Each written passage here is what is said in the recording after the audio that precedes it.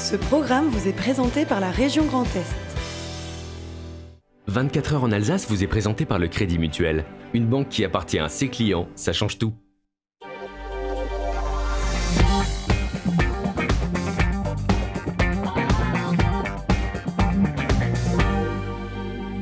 Madame, Monsieur, bonsoir. Première émission de l'année. En ce qui me concerne, je souhaite une excellente année 2020. Tous mes vœux de bonheur, de santé, de réussite et restez bien sûr fidèles à notre antenne 100% Alsace, 100% régionale. Et on partira en vacances du côté de la Désirade. Ça sera avec notre chroniqueur littéraire. Il y est tout simplement et il nous envoie ses choix littéraires depuis les Antilles.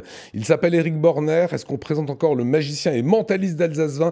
Il nous emmène dans l'univers Born to be Magic. Du cinéma et du très bon avec La fille au bracelet. C'est signé du réalisateur Stéphane Demoustier qui sera notre invité. Et nous recevrons le chanteur Maï Nayaman avec son nouvel album Happy Freedom. Il fait également une exposition de peinture. On y reviendra tout au long de l'émission. Ça sera en fin d'émission justement. Ce que je vous propose avant, c'est l'actualité régionale. Anna Britz.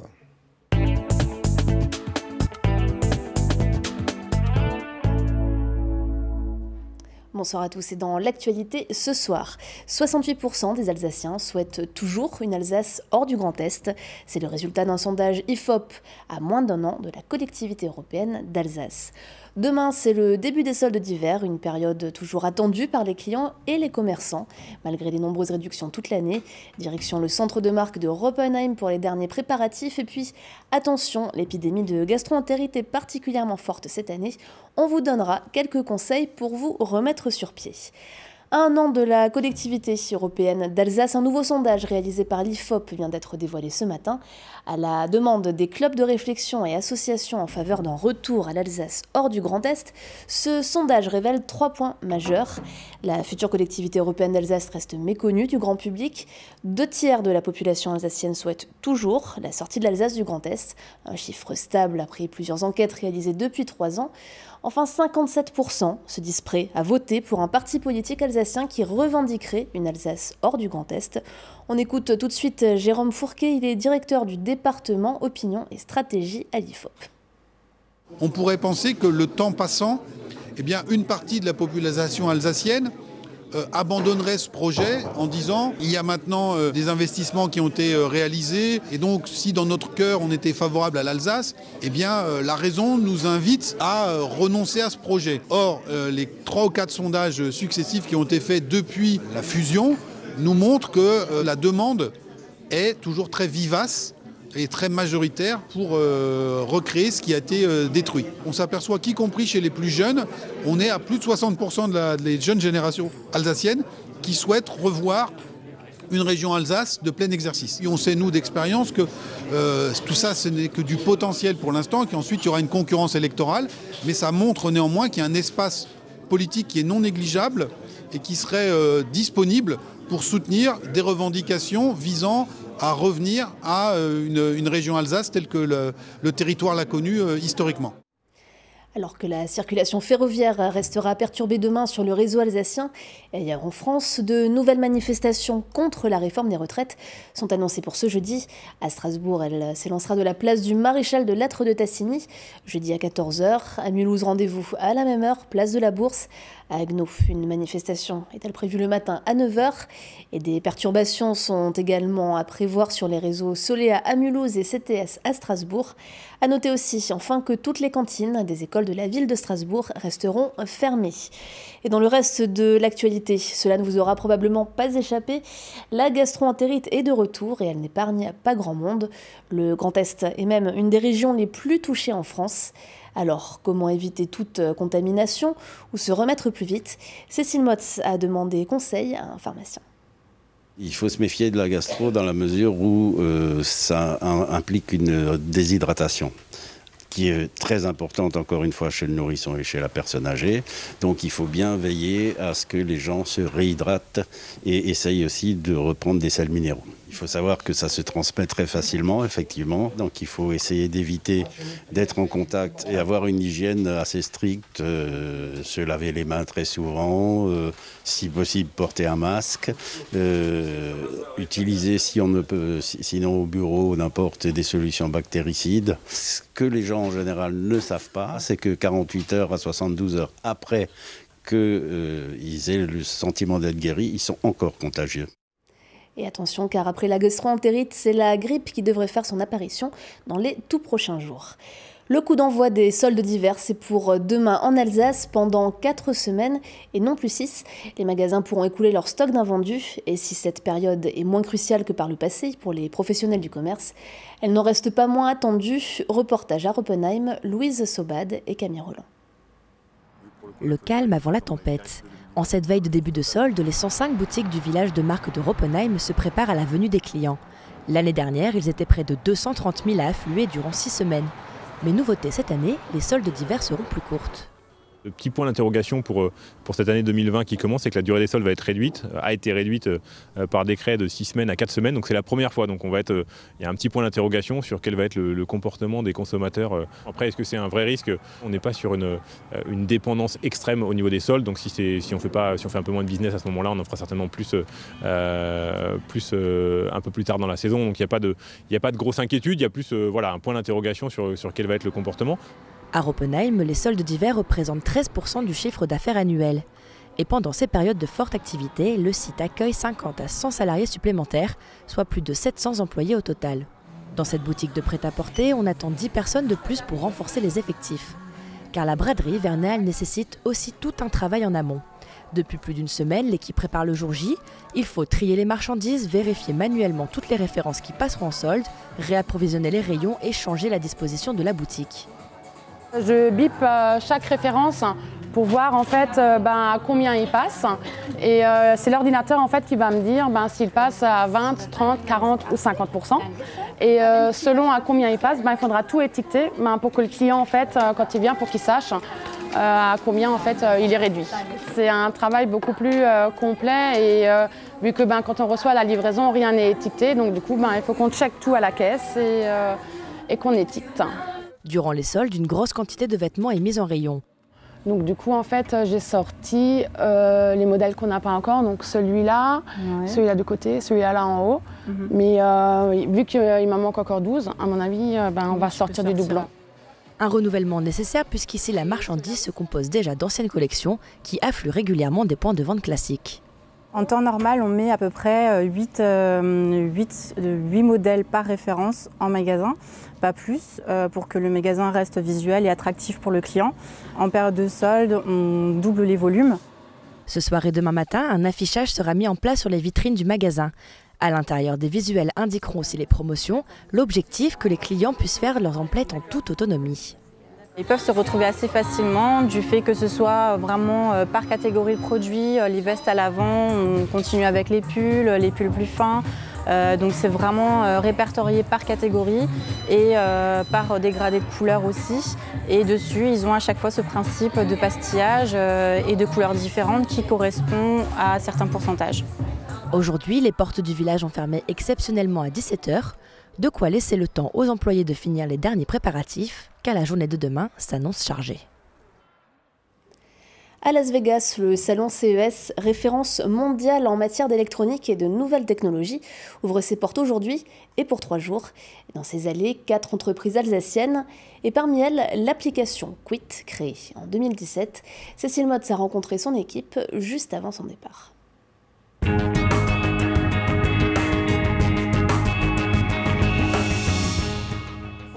Des goodies, des ballons, l'équipe de Quit habituée au grand salon est partie dimanche très tôt, les valises bien remplies et plein d'idées en tête. Direction Las Vegas pour le plus grand salon mondial dédié aux nouvelles technologies. Leader en France sur le marché des applications pour aider à arrêter de fumer, Quit participe pour la première fois au CES. L'application née en 2017 réunit aujourd'hui plus d'1,7 million d'usagers à travers le monde. Mais si elle est traduite en 15 langues, elle attire principalement des Français avec 40% de ses utilisateurs dans l'Hexagone. La start-up part donc aux États-Unis avec une double mission. On a déjà une légère implantation aux États-Unis avec des partenariats avec une université à Pittsburgh, l'université de San Francisco. Et donc on y va pour plusieurs choses. La première, déjà vivre une belle aventure avec l'équipe et voir ce que c'est l'excitation d'un tel salon. Ensuite, rencontrer des potentiels partenaires parce que le système de santé, il est différent aux États-Unis. L'accès aux soins est différent et les gens sont aussi plus prêts à payer pour les solutions qu'en France. Donc, trouver des partenaires, des distributeurs, des assurances, etc., etc. Éventuellement des investisseurs, pourquoi pas. Et enfin, il y a quand même beaucoup de visiteurs et donc se faire aussi connaître là-bas du grand public. Cette année encore, au CES, plus de 200 000 visiteurs sont attendus. Les 4 collaborateurs de Quit espèrent répondre à leur challenge actuel, monétiser l'application. Mais c'est aussi le moment de se faire un réseau et des contacts. Ce qui se passe en général pendant le CES, c'est que vous avez le salon qui a lieu en gros de 9h à 18h. Et chaque jour, il faut essayer de vous faire inviter à des petits déjeuners, des rendez-vous d'affaires et à des soirées. Ce qui est bien, c'est que vous rencontrez plein de gens, vous voyez plein d'autres startups, où elles en sont, comment elles présentent leurs produits, qu'est-ce qu'elles font comme produits. Donc d'un côté, ça donne des idées assez incroyables, ça permet de créer des partenariats. Genre, par exemple, au Portugal, on a trouvé une entreprise coréenne, sud-coréenne, avec qui on va très probablement collaborer. Ça permet de se rendre compte que à Strasbourg ou dans le Grand Est, il y a un certain nombre de startups, mais qui est loin d'être représentées toutes celles du monde. Et là, finalement, on se rend compte qu'on n'est pas grand-chose et qu'il faut encore s'arracher plus pour percer, quoi. Donc c'est une bonne leçon d'humilité. À son retour des États-Unis, le développement de la start-up va se poursuivre. Aujourd'hui, dans une pépinière d'entreprise, Quit déménagera en mars dans ses propres locaux, toujours à Strasbourg. Et on finit ce journal avec l'image du jour, Oliviane. Il ne participera pas au championnat d'Europe de handball qui débute après-demain. Thierry Omeyer, élu meilleur gardien de tous les temps, se lance en revanche un nouveau défi plutôt inattendu. Il est associé à l'ouverture d'un bar à Strasbourg. Le Cernéen promet une ambiance vintage des années 60 et des tapas espagnols mais aussi italiens ou indiens. Ajouter un caveau à cocktail et c'est un comble pour un sportif, un vaste fumoir. Le Hoop, c'est son nom, est situé rue de l'Arc-en-Ciel. Il a ouvert discrètement ses portes le week-end dernier et proposera bientôt des concerts annoncés comme exceptionnels. Voilà, un bar à tester. Merci beaucoup Anna pour cette information. On accueille le plateau du soir. Eric Borner, magicien mentaliste, venez nous rejoindre. Et nos invités, Stéphane Demoustier, réalisateur de La fille au bracelet. On va en parler dans un instant. Et le chanteur Nayaman qui est avec nous. Nouvel album Happy Freedom et exposition de peinture pour cet artiste multicarte. Avant cela, c'est la météo by Célia. Votre programme avec CroisiEurope. CroisiEurope, croisière sur les fleuves et mers du monde à bord de bateaux à taille humaine.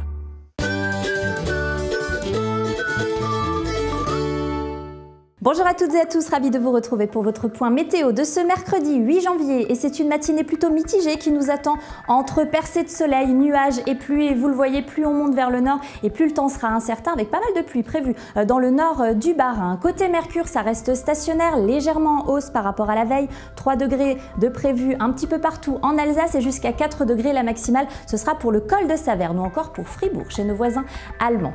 Au cours de la journée, vous le voyez, ça va se dégrader tout au long de la journée. Beaucoup plus de pluie qui gagne du terrain et qui descend vers le sud avec peut-être encore quelques petits rayons de soleil sur Colmar, mais en tout cas ça reste incertain. Vous le voyez, pas mal de pluie prévue sur tout le territoire et des nuages toujours présents dans le sud du Bas-Rhin. Côté Mercure, la pluie adoucira les températures avec jusqu'à 9 degrés prévus du côté de Colmar, 8 degrés ce sera pour Saverne, Strasbourg ou encore pour Mulhouse, 7 degrés la minimale prévue en Alsace du côté de Wissembourg et en Suisse du côté de Bâle, 7 degrés également. On jette maintenant un coup d'œil sur vos prévisions de jeudi. On restera sur cette même lancée avec des températures en hausse. Par contre, 13 degrés au meilleur de la journée. Ce sera pour jeudi après-midi en Alsace, 12 à 14 degrés dans la région du Bade-Wurtemberg, 14 degrés également dans le nord de la Suisse, avec toujours pas mal de passages nuageux, un petit peu de soleil et surtout beaucoup de pluie. Mercredi, nous serons donc le 8 janvier, nous fêterons les Luciens et les Luciennes. Bonne fête à eux. Le soleil se lèvera à 8h20 pour se recoucher à 16h51. Et ça y est, on gagne maintenant 2 minutes de soleil. Voilà, je vous souhaite un très bon moment sur Alsace 20. À demain.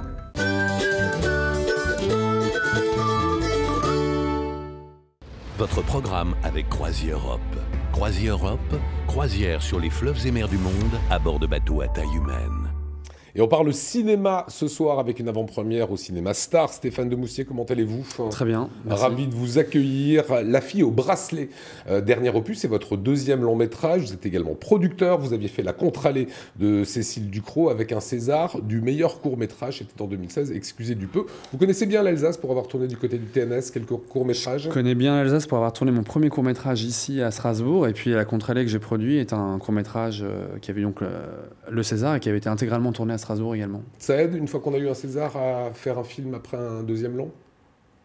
Ça suffit pas, mais vaut mieux l'avoir que ne pas l'avoir. Mais voilà. Ça suffit pas, c'est pas du tout un gage qui vous donne un blanc-seing.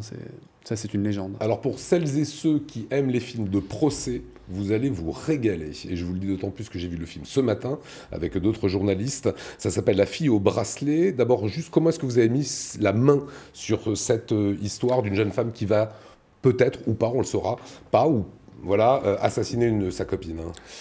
J'ai entendu parler d'un fait divers argentin qui m'a interpellé. Je me suis dit que ce serait intéressant de le raconter du point de vue du père. En gros, l'histoire, c'est l'histoire d'une fille qui est accusée d'avoir tué sa meilleure amie et on va vivre son procès du point de vue du père. Et ça commence comme ça, Lise est au bord de la plage, elle est avec ses parents, les gendarmes viennent l'arrêter. 2 ans plus tard, elle porte un bracelet électronique, l'affaire va être jugée en cour d'assises. Lise est accusée, vous venez de le dire, d'avoir tué sa meilleure copine de 7 coups de couteau. L'heure est au procès, extrait. Pour ma part, Monsieur le Président, j'aimerais que l'accusé nous éclaire sur un point qui a été soulevé pendant l'interrogatoire de Monsieur Meurin. Mademoiselle Bataille, levez-vous, je vous prie. Mademoiselle, qu'avez-vous ressenti lorsque Flora Dufour s'est mise en couple avec Nathan Meurin? Rien. Enfin, j'étais contente pour elle. Mais le fait qu'il devienne potentiellement l'ami de Flora n'avait aucune incidence sur votre désir pour lui? Non. D'ailleurs, à cette époque, je voyais d'autres garçons, j'ai jamais focalisé sur Nathan. Mais vous éprouviez des sentiments pour Nathan Meurin? Non. Vous n'éprouviez aucun sentiment pour le garçon à qui vous avez fait une fellation? Non, aucun. Est-ce que vous diriez que vous êtes ce qu'on appelle une fille facile? Comment ça? Dans ce cas, pourquoi on demande pas à Nathan si c'est un garçon facile aussi? On l'a fait parce qu'on avait envie tous les deux, c'est tout. Si j'avais su que ça posait un problème à Flora, on l'aurait jamais fait. Mais sur le moment, on pouvait pas le deviner. Je vous remercie. Et Stéphane Demoustier, le réalisateur, est en plateau. C'est une véritable perle, la jeune actrice que vous avez trouvée là, qui s'appelle Mélissa Gers, qui tient mais parfaitement son rôle de jeune femme de 18 ans. Comment est-ce que vous avez fait cette rencontre? Je voulais, dès lors que le rôle principal c'était une fille de 18 ans, ses parents c'est Rogizem Karamastroianni, je me suis dit on va essayer de trouver quelqu'un qui a jamais tourné. Qui a jamais tourné, ouais, non. Et puis, parce que ça fait partie des plaisirs quand on va au cinéma. Moi, j'aime voir les acteurs aller d'un film à l'autre. On est content de les voir et de les connaître et de les reconnaître. Mais un autre plaisir, c'est aussi de découvrir de nouveaux visages. Et là, comme c'est une fille de 18 ans, on s'est dit on va trouver quelqu'un qui n'a pas tourné. Ça fait aussi partie des fantasmes quand on réalise. On se dit, ah, j'aimerais bien découvrir quelqu'un. Et on a mis des annonces. Ouais, c'est une actrice, elle est merveilleuse. Ouais. Enfin, je pense qu'elle a tout pour devenir une actrice. Après, on sait que c'est la foire d'empoigne, donc je sais pas si elle arrivera, mais je lui souhaite. Et en tout cas, je suis sûr qu'elle a les qualités pour ça, que c'est une actrice née, qu'elle a le sens du jeu, qu'elle a à la fois l'instinct et l'intelligence aussi pour jouer. Alors, on va rappeler quand même qu'elle joue Lise, qui a donc tué sa copine. Et quand on est une jeune actrice, qu'est-ce qu'on fait? On va voir le réalisateur en disant, voilà, dis-moi, est-ce que je suis plutôt coupable? Est-ce que je suis plutôt pas coupable, etc. Et vous lui disiez, mais tu te débrouilles. Ouais, c'est ça. Parce que vous avez dit, elle joue Lise qui a tué sa copine. Elle joue Lise qui est accusée d'avoir tué sa copine. Et effectivement, comme je l'ai dit, elle a des intuitions d'actrice. Elle m'a tout de suite demandé est-ce que mon personnage est coupable ou innocent. Et je lui ai dit, c'est à toi de décider. Moi, j'ai écrit l'histoire du point de vue de ses parents, du point de vue de sa famille, du point de vue de ses proches. J'ai pas écrit l'histoire de son point de vue à elle. Et donc, c'est à toi de décider. Si tu choisis et tu me le dis pas surtout. Parce que je veux pas... c'est un film sur le doute, c'est un film sur la croyance. C'est... dans quelle mesure on connaît ses enfants, dans quelle mesure on connaît ses proches. Et je voulais pas déflorer ça, moi, donc je ne sais pas si elle est coupable ou innocente. Moi, j'espère qu'elle est innocente parce que je l'aime beaucoup. Donc je veux pas qu'elle soit coupable. Mais voilà, le film, il nous donne à vivre le procès comme le vivraient des proches d'une accusée ou comme le vivraient des jurés. Et quand il n'y a pas de preuve irréfutable, c'est qu'une affaire de confiance ou de croyance. Il y a un président qui est extrêmement humain, président du tribunal, hein, très intelligent, qui est jamais dans l'invective. C'est pas un comédien. C'est pas un comédien et c'est un grand avocat pénaliste qui s'appelle Pascal-Pierre Garbaraini qui a beaucoup défendu la cause corse et C'était merveilleux de l'avoir parce que le fait qu'il soit avocat faisait qu'il ait rompu évidemment aux tribunaux. Et on a tourné dans un vrai tribunal à Nantes avec des acteurs, mais les acteurs, aussi confirmés soient-ils, ils étaient très impressionnés de se retrouver dans un vrai tribunal parce qu'il y a tout le poids du lieu. Il y avait des figurants, etc. Si on regarde bien les images, mettez les plein pot, les amis, en régie. Elle joue en permanence, cette jeune femme, Lise donc, devant une vitre, en fait. On est dans un vrai tribunal. Elle est dans un box, dans un vrai tribunal, et donc elle est dans un box. D'ailleurs, il y a toute une polémique là-dessus, parce qu'il y a des tribunaux où il y a des box, des tribunaux où il n'y a pas de box, et des tribunaux où c'est des barreaux, des tribunaux où il n'y a rien du tout. Et là, on avait un box vitré. Et je dois dire que moi, je n'avais pas écrit en pensant qu'il y aurait un box vitré. C'est galère pour filmer. C'est une contrainte, mais en fait, c'est merveilleux parce qu'elle est constamment isolée derrière ce box. Et en même temps, il y a des reflets. Donc, on voit aussi le public, où on voit les jurés. Et on peut jouer avec ces reflets. Et en fait, c'est extrêmement riche et c'est une chance. C'était une aubaine d'avoir ce box vitré, mais c'est un accident dont on s'est emparé, mais c'est un accident. Et voilà. Et dans le film, donc Flora, évidemment, on peut dire que tout l'accuse. Hein, elle est avec Lise, tout l'accuse. Elle est avec Flora, elle dort avec elle. Elle part un quart d'heure avant qu'elle se fasse assassiner. C'est un couteau. L'expert dit que c'est un couteau qui a été porté par un gaucher. Et elle est gauchère. J'aime beaucoup les gauchers. Vous êtes gaucher. Je suis gaucher, mais ça, on s'en fout. Mais les génies sont tous gauchers. Moi, j'aime le sport. Et voilà, en sport, on sait que les génies sont gauchers. Donc, non, mais j'aime les gauchers. Puis ça faisait aussi... les gauchers sont plus rares. Et effectivement, il y a un faisceau de raisons qui semblent accabler le personnage de Lise, mais il n'y a pas non plus de preuves irréfutables. Et donc... Tout l'accuse, mais il n'y a pas de preuves. Il n'y a pas de preuves, voilà. Donc il y a seulement un faisceau de circonstances. Mais le travail de la justice, il est autre. La justice, elle doit établir les faits et apporter des preuves. Sinon, le doute bénéficie à l'accusé. Donc le film, il raconte ça, les différents niveaux de vérité qu'il peut y avoir. Il y a la vérité d'un procès, il y a la vérité primaire à laquelle on n'a jamais accès. Et puis il y a nos vérités propres, celles qu'on se raconte. Et là, c'est à chaque spectateur de se faire aussi sa propre vérité en fonction de ce qu'il ressent. Et de la manière dont il interprète les choses. Voilà, si vous aimez, il y a des magnifiques plaidoiries. Il y a une scène avec Chiara Mastroianni qui est absolument sublime face caméra. Vraiment, j'ai pris beaucoup de plaisir. Il y a votre sœur. Hein. Votre sœur, c'est celle qui est juste en face de l'accusé qu'on va voir là, dans quelques instants. Comment on fait jouer Anaïs, sa sœur? C'est assez facile parce que c'est une grande actrice. Qui est dure, hein, voilà, qui invective en permanence. Elle est dure, elle invective. En fait, elle a un rôle... Je voulais pas lui donner un rôle qu'elle aurait déjà joué dans un film, et c'est valable pour les autres acteurs. D'ailleurs, pour Régis Zem, Chiara Mastroianni, c'est des acteurs que j'admire, mais si je leur propose de jouer dans un film, il faut que j'ai une vraie proposition à leur faire. Et là, Anaïs, c'est vrai qu'elle joue un personnage qui est ambitieux, qui est dur, qui est assez vindicatif. Et c'est pas un registre dans lequel on a l'habitude de la voir, et donc ça l'amusait de faire ça. Moi, ça m'amusait de lui proposer de le faire aussi. C'était inattendu compte tenu de son jeune âge, etc., qu'elle joue un avocat général, mais j'avais observé en allant moi dans les tribunaux que c'était souvent des très jeunes femmes qui occupaient cette fonction. Et je trouvais que... Une profession qui s'est féminisée. Voilà, une profession qui s'est énormément féminisée. Et je trouvais ça intéressant que la principale antagoniste du personnage principal, ce soit aussi celle qui était finalement la plus proche d'elle en âge. Mais elle n'est pas dans la même position, donc il y a un antagonisme qui est assez irréductible. Et ça, je trouvais que c'était intéressant. Voilà, vous pouvez être fier du film, c'est un excellent film. Hein. Mais merci. Voilà, La fille au bracelet, vous pouvez aller le voir ce soir, mais là, il faut vous dépêcher. Hein. Il est 9h21, c'est dans un peu moins d'une heure. Ça se passera au Star Syntex, sinon il faudra attendre le 12 février pour la sortie nationale. Vous restez avec nous?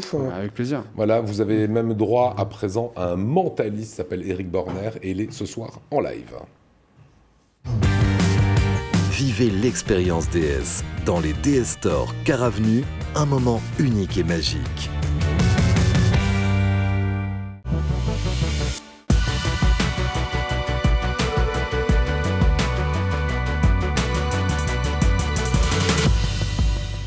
Vous avez deux personnes de choix aujourd'hui à étonner, Nayaman et Stéphane de Moustier. J'entends ça, merci. Et puis c'est très sympathique du coup pour démarrer l'année. Donc merci pour m'accueillir ainsi. Je vous ai emmené un paquet de cartes, 52 partenaires. Elles nous ont suivis tout au long de l'année 2019. Elles vont nous suivre encore cette année. Nayaman il est déjà mort de rire. Hein. Ouais, c'est vrai. Je vais le mélanger un tout petit peu. Vous jouez aux cartes un petit peu? Oui. Au poker? Non. Au strip poker? Non.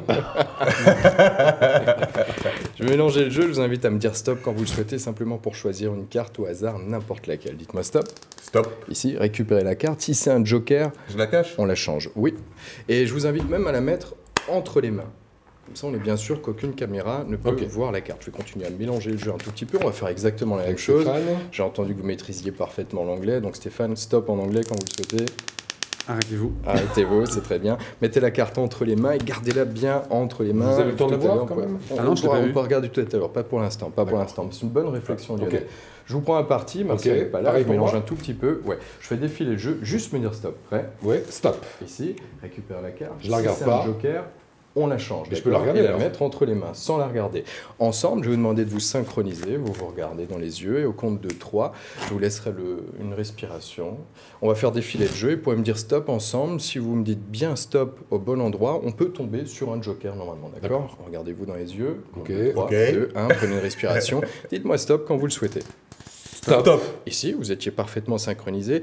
Ici, on pose la carte. On verra dans quelques secondes si celle-ci est un joker ou non. Souvenez-vous qu'on avait 52 cartes, 52 partenaires, et que vous êtes arrêtés chacune sur une carte. Je vous laisse regarder très discrètement le nom de la carte que vous avez eue. Ok. C'est bon pour vous? C'est bon pour vous? C'est bon pour vous. Je vais passer simplement ma main au-dessus de vos mains, bien fermées. Pensez à votre carte. À votre carte. Que à la carte. Ah ouais. Okay, c'est une carte rouge. Oui. Exact. Passez la main ici. C'est une carte à dos rouge. À quoi? À dos rouge. Oui. Oui, ça c'est facile, c'est facile. C'est quand il sait pas ça. Ok. Est-ce qu'on peut montrer le roi de cœur, le roi de carreau, le 2 de trèfle à la caméra? C'est possible? On peut le montrer? Roi de cœur. Mettez-le vers là, Stéphane. Roi de carreau. Et le 2 de trèfle. Il ne nous reste plus qu'une carte. Alors comment ça fonctionne? Il y a quelque chose qui vous a lié pendant quelques secondes. Une respiration comme ça. C'est un espèce de fil invisible. Si on matérialisait ce fil, ça ressemblerait un petit peu à cette sculpture-là. On dirait un peu du Giacometti. Mais on peut sculpter comme ça l'invisible pour le rendre un peu plus visible. Si on le rend un tout petit peu plus visible, on crée une nouvelle forme. Cette nouvelle forme nous permet de passer d'un état à un autre, petit à petit, petit à petit. Et si on regarde les choses d'un petit peu plus près, et sous un autre angle, si on chauffe le métal, il fond. S'il fond, il déplace son énergie. Et petit à petit, dessine le nom d'une seule carte. Si elle peut ressembler comme ça à distance à un 7 de cœur, est-ce que quelqu'un parmi vous avait choisi un 7 de cœur? Non. Mais vous êtes synchronisé sur une ligne qui ressemble réellement c'est énervant. Au 7 de cœur. Il est très très énervant. On l'aime bien, hein, mais franchement... On pourrait tenter peut-être une dernière expérience. Si moi je peux lire dans vos pensées, et si vous pouvez vous lier les uns des autres, on pourra aller un tout petit peu plus loin. Le même jeu est ici. Stéphane, est-ce que vous voulez bien récupérer le jeu? Ou Nieman, est-ce que vous voulez bien récupérer le prénom? Rappelez-moi juste le prénom. Maï, pardon. Est-ce que vous voulez bien mélanger le jeu une dernière fois? Pendant 5 secondes. Je ne suis pas aussi adroit que... Mais vous le faites très bien. Ça, c'est les parties de poker. 3, 2, 1. C'est parfait. Je vais étaler le jeu ici. On va le laisser face en bas. Et je vais demander Stéphane de mettre votre index sur n'importe quelle carte. N'importe laquelle, sauf celle-ci. N'importe laquelle, sauf celle-ci. N'importe laquelle, sauf celle-ci. En réalité, prenez n'importe quelle carte. Vraiment. Reprenez celle que vous vouliez alors. Celle-ci? Ok. Est-ce qu'on la garde ou est-ce qu'on la change? Non, on la garde. Vous pouvez encore la changer. Hein. Non, je change. Est-ce que vous voulez bien vous-même la déplacer juste là? Sans la retourner, Souvenez-vous, une dernière fois, j'aime bien vous taquiner, c'est pour ça que je vous ai demandé pour voir si vous êtes influençable ou non. Toutes les cartes sont différentes les unes des autres. Mais avant le plateau, je vous ai confié un paquet de cartes, vous vous souvenez? Pour me délester un peu du poids, parce que j'ai toujours les poches pleines. Et à l'intérieur de ce paquet de cartes, je me suis amusé à retourner une seule unique carte. Mais non. On peut juste mettre de l'élastique. Oui, bien sûr, bien sûr. Je vais ouvrir le paquet de cartes devant vous.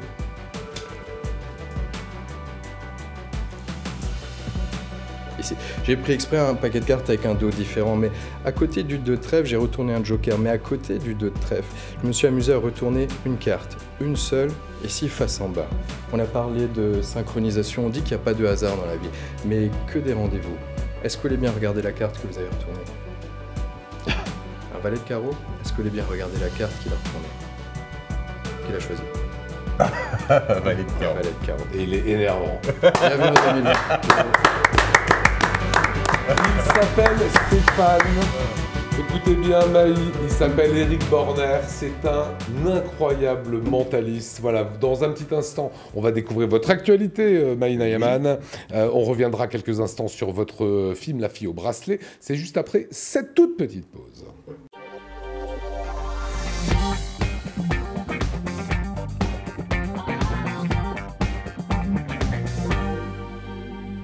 Très culture ce soir, 24 ans en Alsace avec Maï Nayaman. Comment allez-vous Maï? Très bien. Voilà. C'est quoi votre univers? Il y a Stéphane, il vous connaît pas, il va le découvrir dans quelques instants. C'est quoi votre univers musical si on devait le décrire? Reggae avec tout ce qui a... Tout. Avec tout ce qui me plaît. Tout ce qui vous plaît dedans. Voilà. Vous chantez en français, en anglais? Français, anglais, créole. Créole. Un peu en allemand? Non. Mais vous êtes une superstar en Allemagne. Ouais, pourtant, je ne comprends pas un mot de l'allemand. D'accord, on a ces images, regardez, de notre invité. Voilà, ça bougeait plutôt pas mal. On met un peu la musique, comme ça, on va se mettre dans le groove. Le monde dans notre société, on est tous conditionnés. Le monde est stressé. Et voilà, et aujourd'hui, on célèbre un nouvel album, Maï. Un petit mot sur cet album, c'est Happy Freedom. Oui. Comment ça s'est fait? Comment ça s'est monté? C'est un album que je voulais enregistrer depuis longtemps, complètement live, et avec des musiciens que je connais depuis un certain temps, que j'aime beaucoup.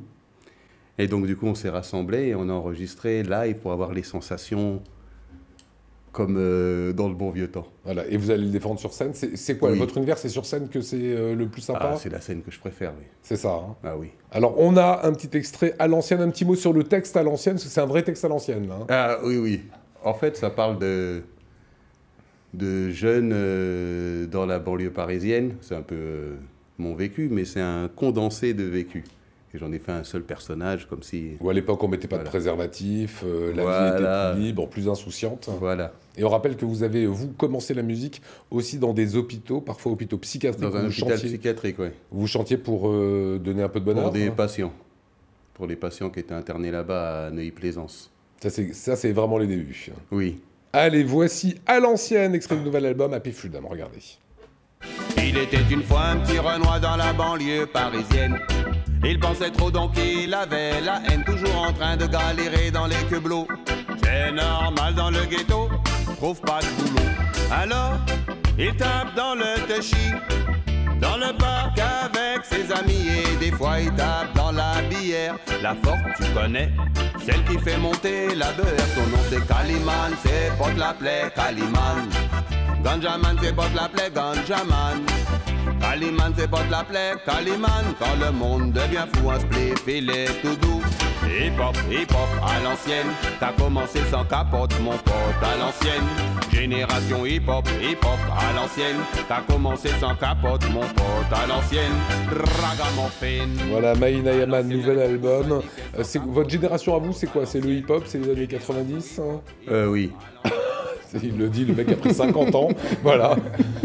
Tout va bien. Très bien. Voilà. Et autre corde qu'on découvre à votre arc, c'est que vous peignez aussi. C'est aussi ça la raison de votre venue ce soir. Oui. Il y a un vernissage qui va être organisé du côté de Heurt, dans la Comcom Bazorn. C'est ça. Voilà. Et ça, c'est votre travail que vous faites. Expliquez-nous, voilà, d'où vient cette passion? Quand est-ce que vous accordez du temps à ce travail? En fait, j'ai fait la peinture en même temps que la musique dans l'hôpital psychiatrique. C'était un atelier où on pouvait s'exprimer et où les patients s'exprimaient. Et donc, du coup, j'avais toujours séparé vraiment la peinture et la musique. Donc, je faisais deux trucs parallèles comme ça. Et puis là, c'est une idée de la com de faire un vernissage qui mélangerait les deux. Ça veut dire que vous vendez aussi des tableaux, on peut acheter, ou on découvre simplement le travail de l'artiste? Non, ils achètent. Ça fait... Bah attends, ça fait un petit moment qu'ils en achètent. Voilà, et c'est format toujours comme ça Non. Non. Il y a toutes sortes de formats, toutes sortes de matières. Je peins sur du bois, sur du carton, sur des toiles. Je continue à peindre comme dans l'hôpital, avec tout ce qui tombe sous la main. Voilà, c'est le principe du récup art. C'est ça. Voilà, effectivement, collage, sculpture à base de Babybel, j'ai vu. Ah, et les sculptures, c'est avec le rouge, la cire du Babybel, ouais. Voilà. Intéressant comme travail artistique. On peut découvrir ce vernissage, c'est donc ce jeudi, c'est donc après-demain. Et après, ça sera... c'est une expo qui va rester longtemps? Oui, pendant 2 mois. Je crois de février, un peu mars, je crois, je ne sais même plus. Janvier ou février. C'est marqué sur Antonio. On découvre votre prénom à cette occasion. Là, c'est signé de Antonio Mai Nayaman, c'est ça? C'est ça. Et bien, allez le découvrir. Et sinon, le nouvel album Happy Freedom, sur toutes les plateformes, on va pouvoir le trouver. Oui. Eh ben, ça a été un plaisir. Il nous reste pile une petite minute. Je voulais terminer avec vous, Stéphane Demoustier. Il a déjà été présenté en public ce soir, c'est au Star Syntex 20h15. Il a été vu dans des festivals, oui. Sa première mondiale, c'était à Locarno l'été dernier. C'était quoi l'accueil de La Fille au Bracelet?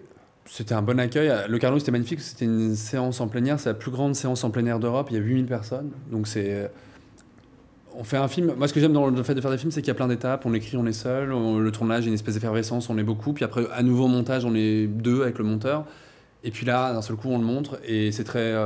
souvent, on ne voit pas les spectateurs au cinéma, puisque par définition. Là, les festivals ou les rencontres comme ce soir, ça permet de voir les gens. Et c'est très agréable, ça. Et pour l'instant, l'accueil, il est bon. L'accueil, il est agréable. En tout cas, moi, j'ai beaucoup de plaisir à avoir ce moment d'échange avec le public, montrer les films. On fait aussi des films pour ça, pour le plaisir de partager. Donc, ce temps-là, qui est celui qui précède la sortie, il sert à ça. Et ben, ça sera le 12 février que vous pourrez le voir sur tous les écrans. La Fille au Bracelet. Excellent casting, Rush Dizem, Chiara Mastroianni et cette jeune femme Mélissa Gers. Ça a été un plaisir de vous recevoir. Plaisir partagé. Voilà, on vous laisse partir à l'UGC, pas l'UGC, que dis-je, au Star Syntex maintenant. Merci à vous, mon cher camarade. On vous retrouve sur Instagram aussi et sur toutes les plateformes. Place à présent à notre camarade qui n'est pas là, qui est à la Désirade. Et il s'apprête à nous faire vivre la littérature avec Martial Debrief. C'est parti.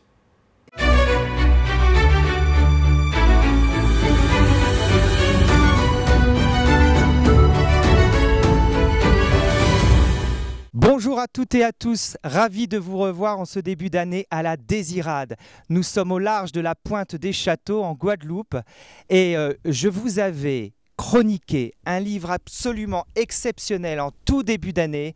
Ça s'appelle Rumeurs de la Soufrière et c'est publié chez L'Harmattan, c'est de José Locus. Regardez ce que je vous avais dit à propos de l'ouvrage. Oui, alors ça, c'est un bijou. Et tout de suite, dès les premières pages, j'ai senti que ce livre-là allait changer aussi la vie des lecteurs. Eh bien, je vous ai retrouvé l'auteur à près de 8000 km de la métropole. José Locus, merci de nous accorder de votre temps pour parler de votre ouvrage et bonjour.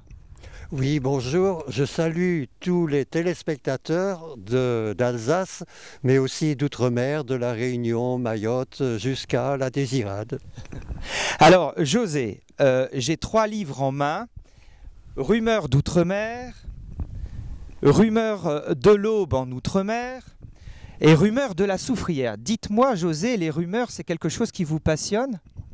Oui, effectivement, je pense que la notion de rumeur est intéressante. D'abord parce que j'ai écrit des histoires qui se sont passées outre-mer, parfois à La Réunion, parfois même en Guyane. Et on ne sait jamais ce qui est vrai et ce qui est faux dans les rumeurs. Il y a des rumeurs partout, dans toutes les îles, mais en particulier dans les endroits très isolés, comme en montagne ou bien dans les forêts de Guyane. Donc la rumeur me semble quelque chose qui est en lien entre tous les écrits que j'ai faits. Alors là, Rumeurs de la Soufrière, donc c'est un roman qui est sorti il y a quelques semaines. Vous nous emmenez d'une génération à l'autre, du début de l'esclavage jusqu'à l'abolition. Le lecteur est complètement entraîné dans une histoire de famille. Vous faites passer l'histoire par Bordeaux. C'est vraiment un roman passionnant, mais qu'est-ce qui vous a donné l'idée de travailler sur le sujet ? Eh bien, ici en Guadeloupe, et comme j'ai travaillé aussi à La Réunion, on est baigné dans cette ambiance de la mémoire de l'esclavage.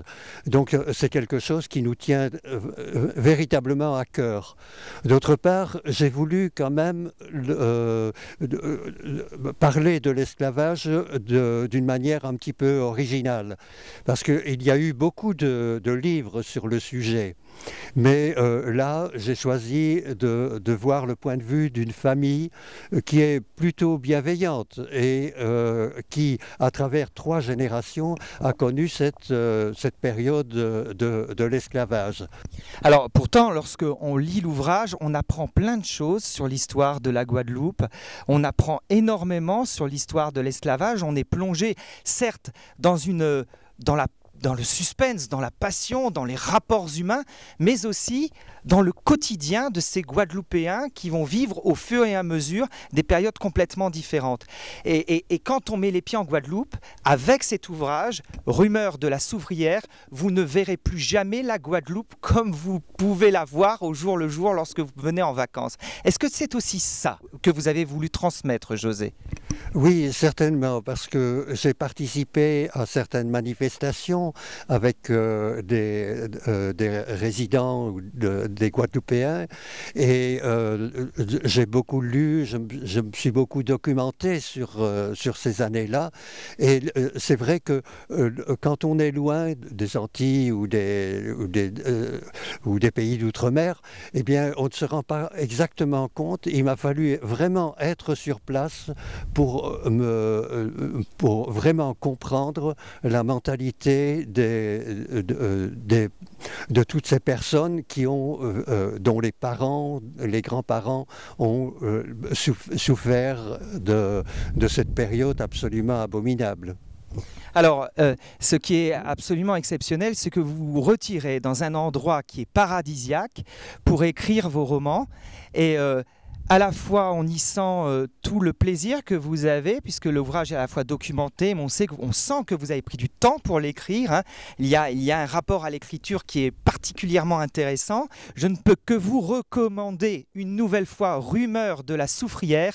C'est aux éditions L'Harmattan. Ne le loupez pas. Vous qui aimez la Guadeloupe, vous qui allez en vacances en Guadeloupe, ou vous qui tout simplement voulez connaître des choses sur l'esclavage ou passer un très bon moment avec un roman historique hors pair, Rumeurs de la Soufrière chez L'Harmattan. Mesdames, Mesdemoiselles, Messieurs, à la semaine prochaine. Et pour clore cette heure d'actualité, on va partir à présent sur les routes enneigées de notre belle région. C'est dans le Tour des Cantons. Sachez que cette émission est multi-rediffusée toutes les heures. Vous la retrouvez en replay dès demain. Moi, je vous dis justement à demain, 19h. Salut.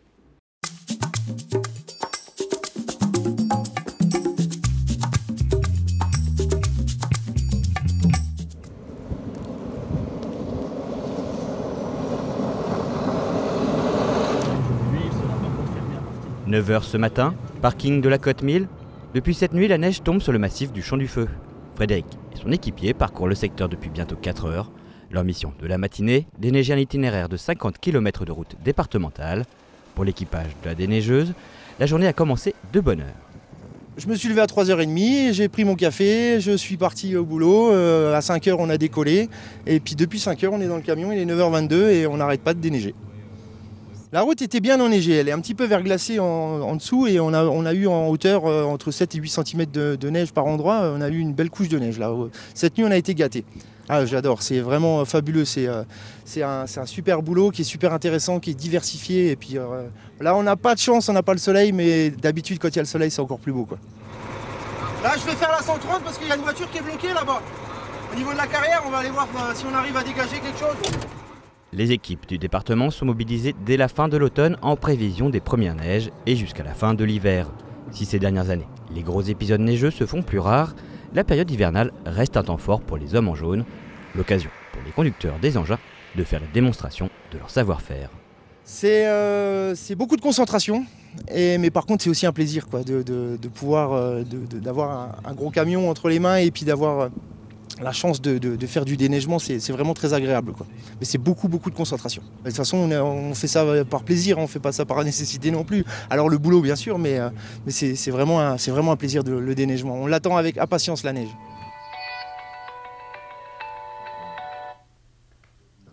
En lien constant avec les équipes sur le massif, Patrick, le responsable d'intervention. C'est lui qui décide des moyens à mettre en œuvre. La veille, en fonction de la météo, le centre décide s'il y a lieu de faire sortir un patrouilleur. C'est d'après les observations de ce dernier que l'on décidera des interventions de la matinée. La prévision météo étant une science capricieuse, un responsable du centre doit savoir s'adapter rapidement à la situation. On a 2 équipages qui sont sur les circuits en montagne, c'est-à-dire on a 2 circuits en montagne. Le circuit jaune qui est celui du Haut-Val Saint-Odile et également le rouge qui est le circuit du Champ du Feu. Le traitement, comme aujourd'hui, ça a commencé à 5 heures. Il y a un équipage qui était prévu et à partir du moment où on est intervenu, on a décidé qu'il fallait faire sortir un 2e camion parce que la neige descendait jusqu'à 350 mètres d'altitude. Les 14 agents de l'unité de Bar gèrent 230 km de route départementale. En cas de forte chute de neige, impossible de traiter l'ensemble du réseau avant 7 heures. Ainsi, les routes de leur secteur sont classées selon 4 niveaux de priorité. On a une commande du département qui a classé les routes en 4 priorités, c'est-à-dire du S1 qui est 24 heures sur 24, là on n'est pas concerné. On a du S2 qui est la RD 1422 et le contournement d'Aubernais jusqu'à l'entrée du massif vers le Champ du Feu, au Trot de Klingenthal. Et le S3 qui sont la plupart des autres routes et également le S4 qui est traité au minimum 1 fois par jour. Vous avez les routes prioritaires, celles notamment qui sont déjà les plus fréquentées, donc les routes à grande circulation. Il y a un autre élément auquel on tient absolument compte, c'est qu'il faut que chaque commune du département du Bas-Rhin ait au moins une chaussée qui est dégagée pour pouvoir accéder à la commune. Si le conseil départemental vous assure des routes dégagées dans la journée, en hiver, la première sécurité pour les automobilistes, ce sont les conducteurs eux-mêmes. Il n'est jamais inutile de rappeler quelques conseils de prudence et de bonnes pratiques avec la chute des températures.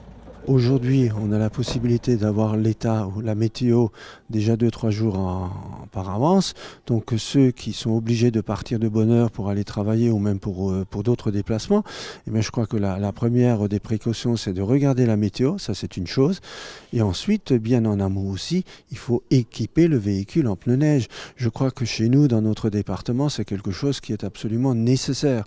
Et puis après, quand on sait qu'il va neiger le lendemain, qu'il faut être à telle et telle heure à un endroit quelconque, soit pour le travail, soit pour autre chose, eh bien, on se lève peut-être un peu plus tôt, on part plus tôt, et puis il faut adapter la conduite, évidemment, à l'état de la chaussée. Un conducteur informé en vaut 2. L'ensemble des données recueillies sur le terrain par les équipes du département sont remontées à Strasbourg, qui centralise l'information. Pour y avoir accès, le site Inforoute 67 et les bulletins routiers des différentes stations de radio locales. À partir de 5 h du matin, premièrement aux différents médias, mais aussi sur le site du département, à savoir www.barrinfr.fr et également sur le site Inforoute, qui sont des sites qui sont régulièrement alimentés par les services du département en fonction aussi des autres structures. Et donc il y a également une information donnée sur des panneaux électroniques qui sont situés au pied des cols pour que les usagers sachent quel est l'état notamment des routes vosgiennes, enfin des routes dans le massif. Donc ça aussi pour être averti et prévenu notamment par rapport à l'état de ces chaussées. Ainsi cet hiver vous pourrez rouler tranquille, mais n'oubliez pas, la prudence sur la route, c'est toute l'année, alors levez le pied.